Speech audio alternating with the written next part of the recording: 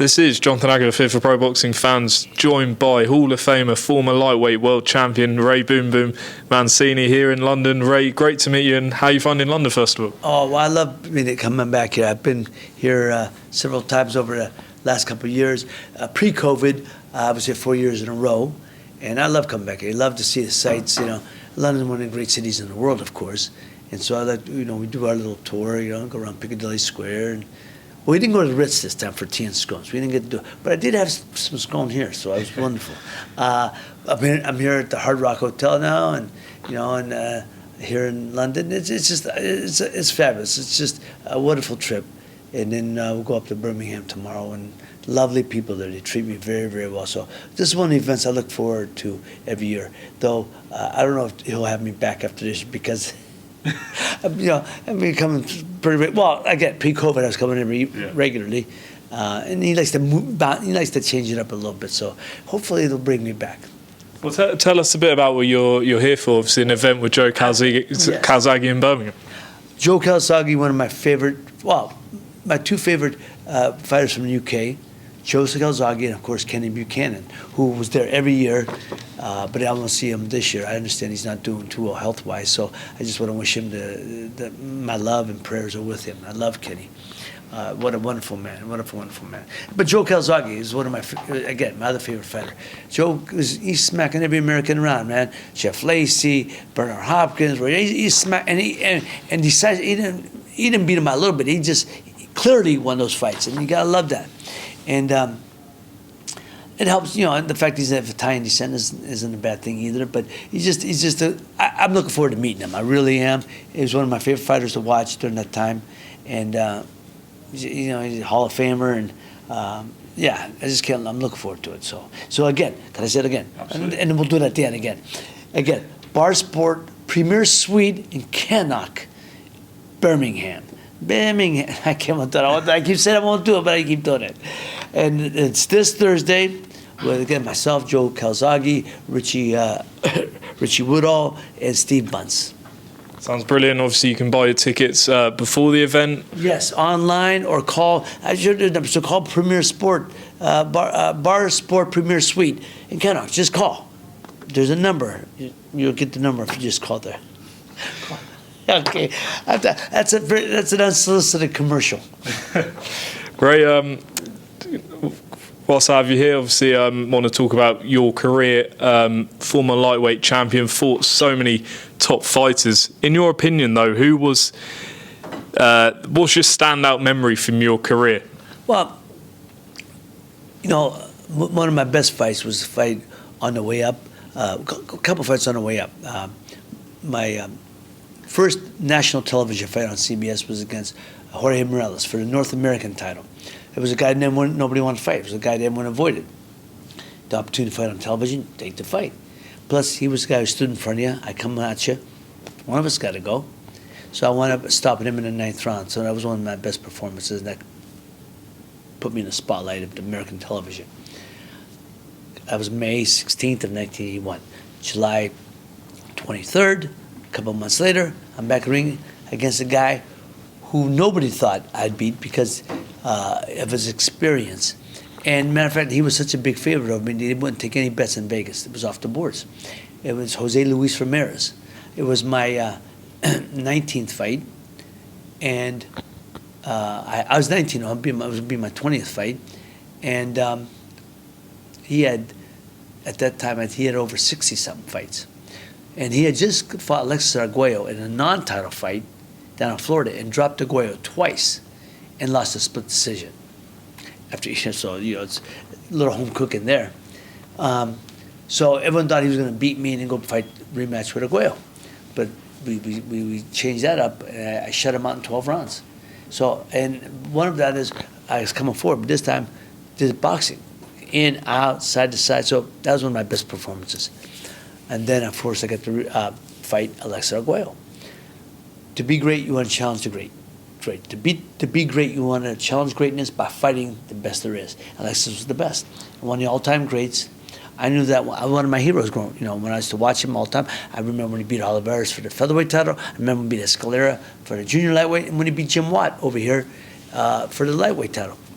but he didn't look that impressive, But it's hard to look impressive against Jim Watt. He's an awkward guy, so I wanted that fight. I felt very confident, and if it's 12 rounds, I'm world champion. But true championship distance is 15 rounds. And Alexis is one of them guys. I always make a joke. He sets traps early in the fight.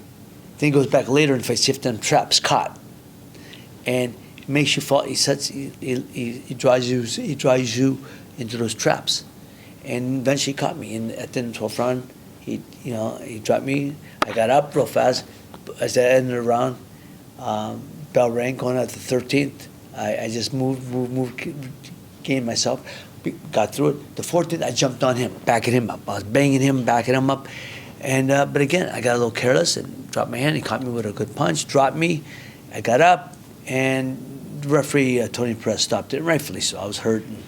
So anyhow, but the confidence I gained in those fights let me know I'd be world champion.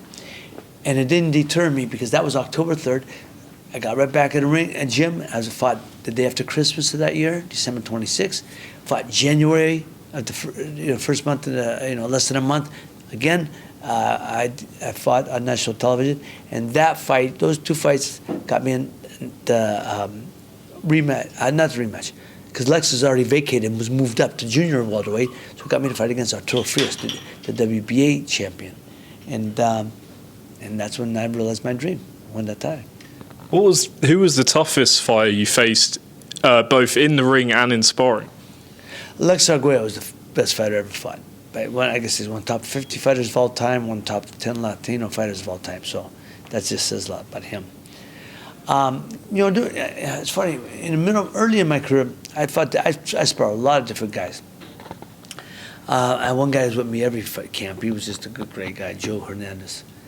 Joe was wonderful. He's from El Paso, Texas.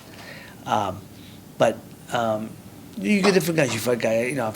Juan Mesa was a guy who fought for the featherweight title. He fought Salvador Sanchez. He had a draw. They drew. He was sparring. He was a good sparring for me. Real good sparring for me. But later on, Frankie Randall, before he beat Chavez, and he was on the climb. He was on the climb to be a contender. He sparred me. He gave me headaches. He gave me problems. But see, I had 4 sparring partners. So once their job is coming in, they give me 2 or 3 rounds, and they could look great against me because I'm fighting different guys. But these guys, Frank Reynolds was a problem, and you knew he'd be a great fighter eventually, and eventually he did. He beat Chavez and so on. So I was fortunate. I had a lot of good sparring partners through the years, and they taught me a lot. They helped me to become the fighter I became. Now, in sort of your era and going back, it was famous for everyone fought everyone. The best always fought the best in their primes. Right now we've got, what people say, excuse me, the 4 kings of the lightweights: Ryan Garcia, Gervonta Davis, Devin Haney. That's okay. And who am I missing? Kambosos. But these fighters haven't fought each other, and Ryan Garcia, but these fighters haven't fought each other. We are getting Haney, Kambosos, but the best aren't always fighting the best these days. Why do you think that is? Well, first of all, let me just say, did you say the 4 King, they put Ryan Garcia? Why Ryan Garcia? Who's he beat? He beat Luke Campbell. I'm not saying Luke Campbell's a good fighter, but Luke Campbell's a little on the other side, you know what I mean? Downside of his career. And he got dropped by Luke Campbell. Ryan Garcia is very basic. But I get it. He's a good-looking kid. He's got a large following. Tank Davis is the best of that group. Kambosos and Tank. Teofimo I'd love to see Teofimo fought Tank. They could do it at 140 maybe because Teofimo moved up. But out of the lightweights, Kambosos and Tank are the 2 best. That would be a hell of a fight. Haney, I don't know enough about. I know he could fight. Don't get me wrong, he's a hell of a fighter. I know he could fight. But I don't know enough about him, to see. So that would be a fight that I'm looking forward to see. And Haney, I admire him. He's challenging greatness. To be great, you got to go in the guy's backyard, and he's going all the way to Australia to fight Kambosos. So he's got a lot of confidence in himself. That's gonna be those. But who's Ryan Garcia fought? He keeps calling guys out, but he ain't signing to fight nobody. No. He don't want Tank Davis. Tank Davis would ruin Ryan Garcia. He'd ruin him. He could talk all he wants. Ryan Garcia, he will knock him dead. Tank will. Again, Devin Haney and Bosa would be a hell of a fight. And then the winner, that's what I'm talking. You should make a round-robin tournament. Tank and Garcia, Haney's fighting Kambosos. Tank fight Garcia and see what happens. Is that a fair assessment as an ex-fighter? Do you see that? Do you look at today's era and think, why is everyone not fighting everyone? Or do you see it because of the money involved? Or? No money, because of politics. It's the different organizations. Look, back in the day, they had, Leonard and Hearns fought, and they had, you have a tournament. Even when I fought for the lightweight to get down to fight Nagoya, it was a tournament. They had the top 8 lightweights, and we fought in a tournament. That's what you do. So they could do that now. They could do it now, but they choose not to because it's different promoters. Who cares? Back then it was different promoters, but you just what's best for boxing. So that's not going to happen next 10 minutes for sure, because these guys don't want to give up. They have that one fighter as their prize jewel. They ain't going to give it up. So I don't know. Does George Kambosos, does he give you the impression of sort of a throwback fighter? He proved the doubters wrong against Lopez, and now he tells everyone, and you see it from his videos, how hard he's working. Does he remind you of someone that could have competed back in sort of 20, 30 years ago? Yeah, he does, because just what you said, he is a throwback. Hardworking, strong, aggressive, and again, he works hard. He doesn't take it for granted. He knows.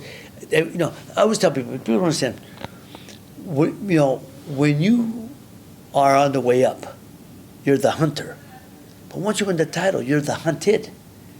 That's so much. You always hear that's how hard it is to win the title, but it's much harder to keep it. That's the reason. You can't let your guard down. It's easy to get a little. We did it. You get a little lax. Enjoy the good life a little bit. Enjoy it for 10 minutes, and you get back to the work. A lot of guys don't, but this guy's George Kambosos is doing it. I love this kid. I didn't know who he was before that, but I love watching him. The way he beat Teofimo, and Teofimo was one of my favorite fighters to watch. Great fighter. And Kambosos beat him. He dropped him, and I think that changed right when he dropped Teofimo. That took some out of Teofimo, because now we found out later that he had injury and he was dehydrated. So again, the fact that he went through with the fight is a tremendous assessment of his courage and heart. But he got beat, and I think when he got dropped, that changed everything. But anyhow, he lost.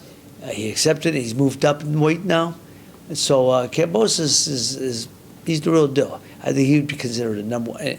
Tank's been fighting 140s, so Tank's real weight is 135. That would be the best fight. So Kambosos and Tank would be the best fight right now. Right, we've got Canelo Alvarez stepping up again to light heavyweight in a few weeks against Dmitry Bivol.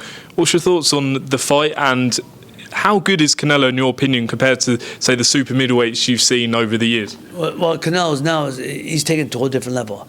I enjoyed it. My son was a fan from the jump, and I said, I used to say, look, he's a good fighter, real good fighter. I don't think he's great yet. This was years ago when he first started out. I said, no, he's great, Pop. He's great. You'll see.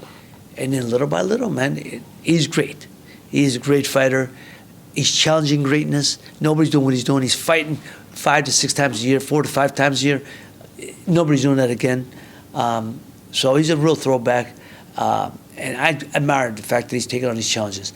I think Bivol's going to be a headache for him. I think Bivol can really fight. And I said that about Kovalev, too. Kovalev was doing okay, but Kovalev, too many fights, because he got hit on the chin. He felt like a sack of rice, And when you fall like that, that's usually an accumulation over a period of years. It's not 1 or 2 fights. Bivol is a younger, stronger guy who could fight. So I'm picking Bivol just because of his youth and his strength. It's just been natural light heavyweight, where Canelo's not. But if you get through Bivol, which, the problem is, that'd be a heck of an accomplishment. I'm sorry. Okay. I think the fight for him that I think he's avoiding, and if he's smart, I would, is David Benavidez. David Benavidez is the best between 68 and 75. For me, he's the best. Besides the Bivol, Benavidez. And Bivol got fast hands, punch like a son of a gun, and big, strong, tall guy.